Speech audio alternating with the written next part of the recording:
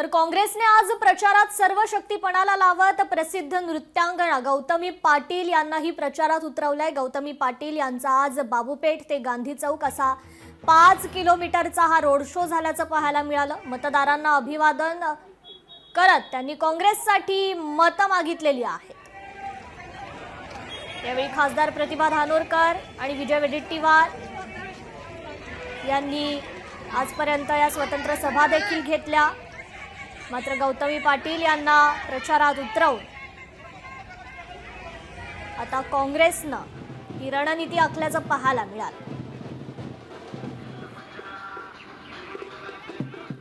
मी चंद्रपूरकरांचं खूप मनापासून आभार मानल।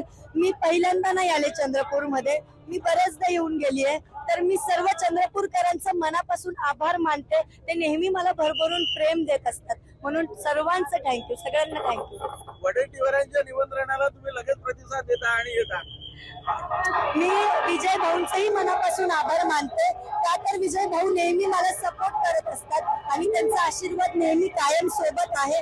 ते म्हटले की नक्की येणार, मी काही विषयच नाही। आणि चंद्रपूरकरांसाठी तर त्यांचं प्रेम तर एकदम वेगळंच आहे माझ्यासाठी। लोकशाही मराठी ऐका, पहा, जागरूक रहा।